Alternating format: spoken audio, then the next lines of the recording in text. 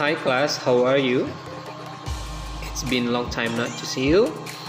I hope you are staying safe and healthy. And welcome back to English class with me, Sejoin Semiring. Hai semuanya, apa kabar? Saya berharap kalian baik-baik saja dimanapun kalian berada. Sudah lama sekali kita berjumpa. Dan pada kali ini kita akan kembali belajar di kelas bahasa Inggris bersama saya, Sejoin Semiring. Dan pada video kali ini, in this video we are going to learn about imperative sentence or imperative clause.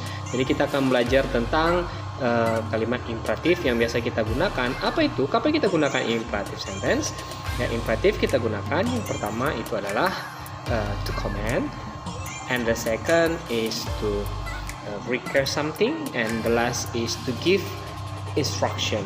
Ada beberapa penggunaan yang lain ya daripada imperative sentence, tapi pada dasarnya, pada intinya kita gunakan pada ketiga ini, yaitu adalah untuk to command, to request, and then to give instruction. Contohnya bisa kamu lihat seperti di atas ya. Sebagai contoh to command, maka contohnya adalah listen to me, I'm talking to you. Ya, dengarkan saya ngomong sama kamu. Saya memerintahkan dia untuk mendengarkan saya. And the second, sit down, I want to talk with you. Ya, duduk, saya mau berbicara dengan kamu. Ini adalah kalimat perintah. Ya, selain ini ada banyak beberapa kalimat perintah yang bisa kita arahkan. Ya, contohnya ketika kita tidak mau diganggu orang lain, jadi kita bilang don't bother me please. Oke, bisa seperti itu. Don't touch me. Ya, don't be annoying. Jadi kamu bisa buat seperti itu. Dan itu khusus untuk kalimat negatif pada kalimat command. Jadi kalimat imperatif ini terbagi dua aja. Itu adalah kalimat positif, dan terakhir itu adalah kalimat negatif. Ya.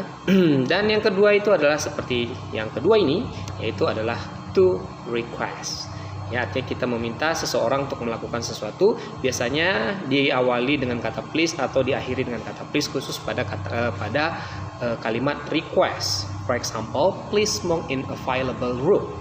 Artinya kamu meminta dia untuk merokok di tempat yang sudah disediakan.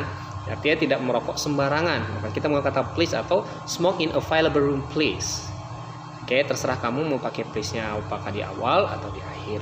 Dan yang terakhir itu adalah khusus ya, ada contoh ya. Ini contoh ada hanya dua serbuat karena kamu pasti sering menggunakan frasa ini, klausa ini dalam bahasa sehari-hari. Bedanya pada kesempatan ini kita pakai di dalam bahasa Inggris. Oke, please brush your teeth before sleeping. Ya, saya meminta dia untuk menyikat gigi sebelum tidur. Oke, dan selanjutnya itu adalah to give an instruction atau to give instruction. Ya, kita memberikan sebuah instruksi kepada orang lain. Jadi kita menyuruh orang lain melakukan sesuatu. Misalnya itu adalah put the spaghetti in the oven please. Ya, atau put the spaghetti in the oven. Jadi kita bisa menginstruksikan orang kemana spaghetti atau noodlesnya itu diletakkan. Itu pada dasar kalimat sederhana daripada penggunaan kalimat imperative sentence. Ya, biasanya selain daripada seperti ini, biasanya verb saja juga itu sudah kalimat imperatif. Ya, contohnya itu adalah ketika kita menyarankan atau menyuruh orang lain.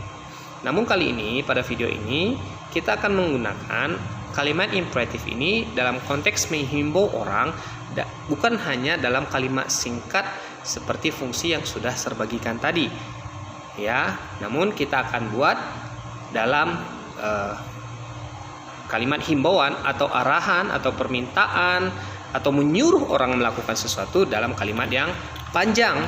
Ya, jadi bukan hanya seperti hanya sepatah dua ungkapan saja. Ya, jadi karena ini adalah berhubungan masih dengan pandemi, maka kita harus mengikuti protokol kesehatan atau PSBB. Jadi contohnya seperti ini. Oke, ini sebuah contoh ya dalam kalimat atau kalimat imperatif yang lebih panjang, bukan hanya satu kalimat, satu ungkapan saja. Yang pertama itu adalah please wear your face mask. Oke, please wear your face mask artinya adalah pakai maskermu. Oke, karena ini berhubungan dengan pandemi.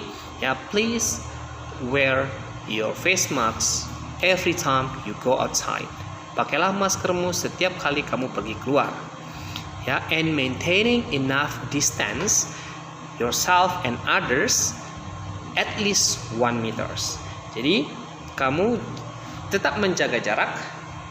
Ya, saya menghimbau kamu untuk menjaga jarak paling sedikit 1 meter dengan orang lain, antara diri kamu dengan orang lain. And then kenapa? Why? Kenapa saya bilang seperti itu? Maka tujuan saya adalah to reduce, ya, to reduce the risk of coming into contact respiratory droplet people produce when they speak, cough, or sneeze. Ya, jadi untuk mencegah risiko daripada kontak langsung ketika ada percikan pernapasan, ketika mungkin seseorang ketika berbicara, kemudian atau batuk, atau juga bahkan bersin. Ya, jadi tetap jaga jarak. Selain itu, apalagi saya menghimbau kamu adalah to wash your hand frequently with soap and water or hand sanitizer. Jadi kamu tuh cuci tangan kamu dengan sabun, ya, dengan merata, ya, cuci dengan air, dan juga bisa kamu pakai hand sanitizer. Dan terakhir itu adalah please avoid crowded and large gathering. Jadi kita menjauhi kerumunan, ya, kerumunan. Jadi kita bisa gabungkan seperti ini. Please wear your face masks every time you go outside and maintaining enough distance yourself and other at least 1 meter to reduce the risk of coming into contact with respiratory droplets people produce when they speak, cough, or sneeze.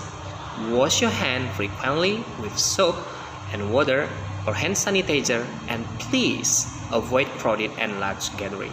Itu adalah himbauan yang saya sampaikan untuk kamu selama pandemi ini. Tugas kamu di rumah adalah kamu buat sebuah video, ya, create your own video, buat video kamu sendiri.